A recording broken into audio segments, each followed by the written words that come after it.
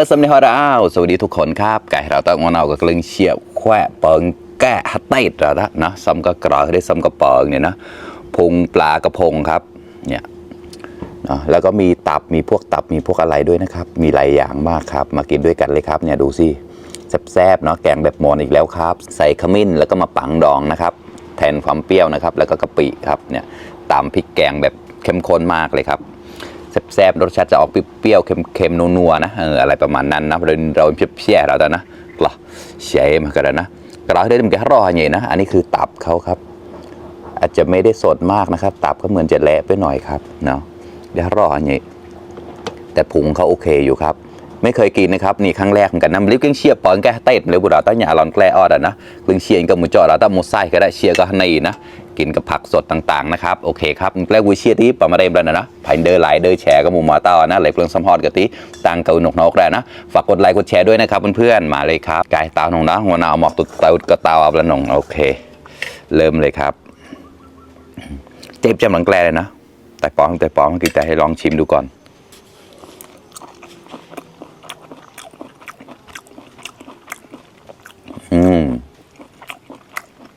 ก็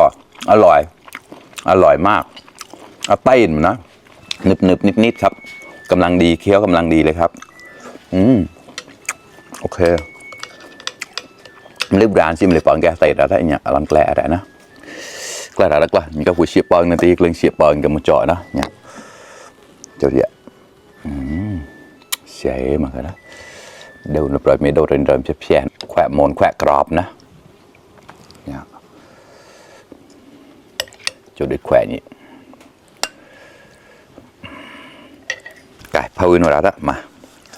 คลุกข้าวครับจุดละมวยเอาหึงกลายให้ร้อนก็ได้เราละดูขมิ้นสิเหลืองออกมาเลยแม่ได้ก่อนมหาชัยนะยี่ร้านนึงแล้วก็ได้จากมหาชัยนะครับไม่ได้ซื้อที่นี่ครับพี่สาวซื้อมาฝากครับต่ออย่าละตักละนะครับคำโตหมอกตัวโตเราละตักนุ่ง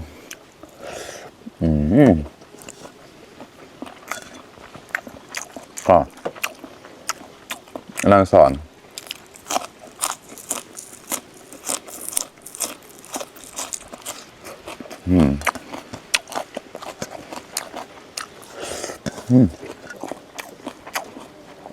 เอามาปุ๋ยเลยละยอดมะตูมครับ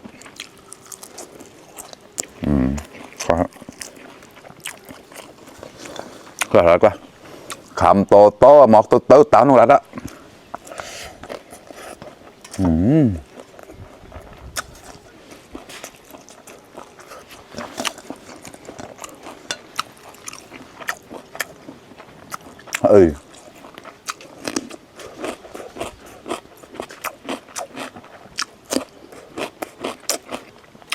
ไม่ได้ดิสโมกันไม่ตกแล้วก็แล้วเนี่ยปากนะอร่อยมากเฉยมากครับ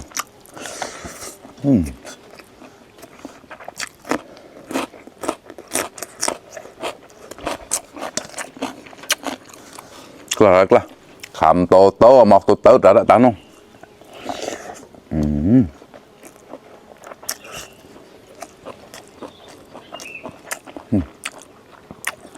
ลงออกแล้วบ้ามาขนาดนี้อ่อนมากครับ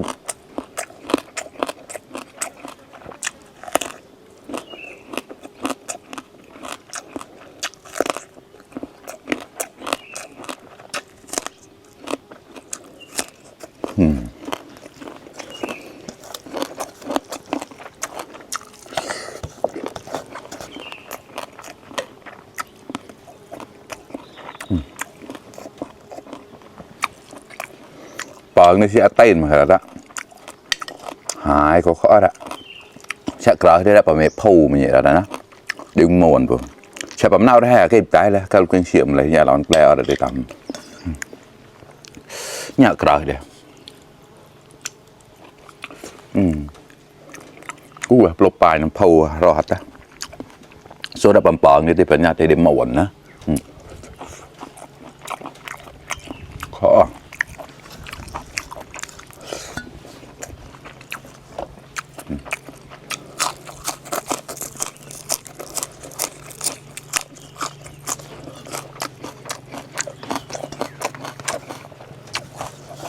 มันก็อูชิปเปิงนี่ชิปเปิงกับมันเจาะอะไรเยอะมากินข้าวด้วยกันครับเพื่อนๆมาครับคำโตโตหมอกโตโตตานุ่ง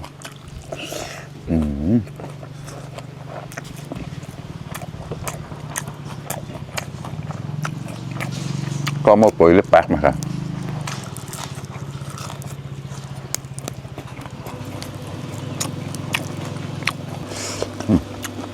มันน่ารักมัวน่าไม่รัดอะ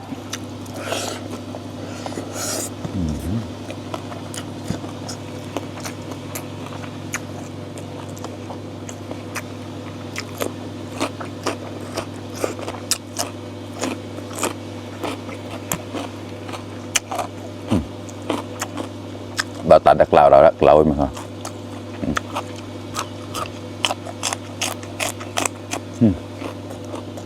บอกนะ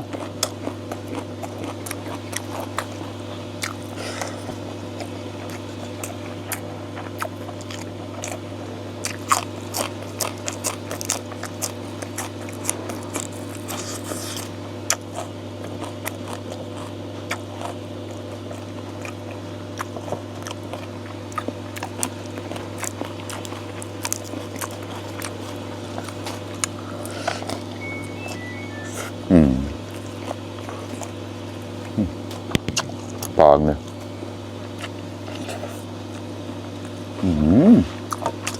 ก็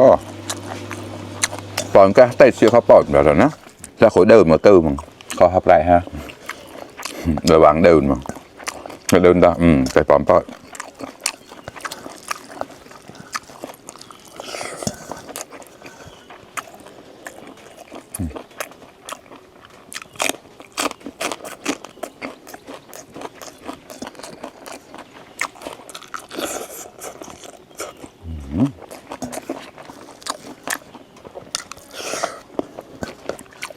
đâu nữa được chia sẻ mà cái đó đâu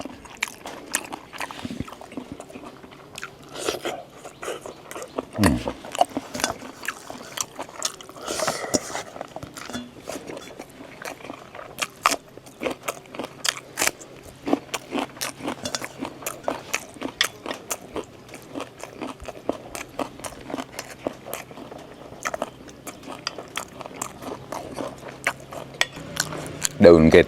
tao cái ta đó như một thao là khó mà cả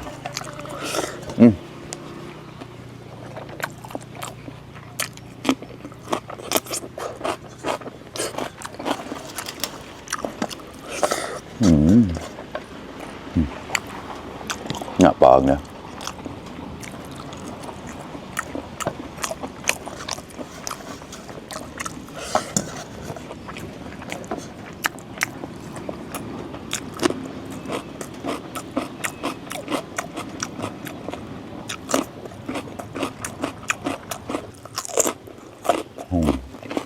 là rất là một tô tớ khẩm tô tố khắp mà khắp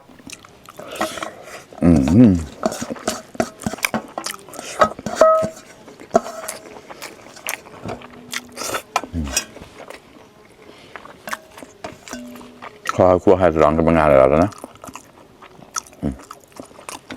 ไปมาหลอดอ่ะเนาะใช่มาแล้วđóและชาวปางยาได้ติดเดินจำแล้วเข้ามาขออร่อย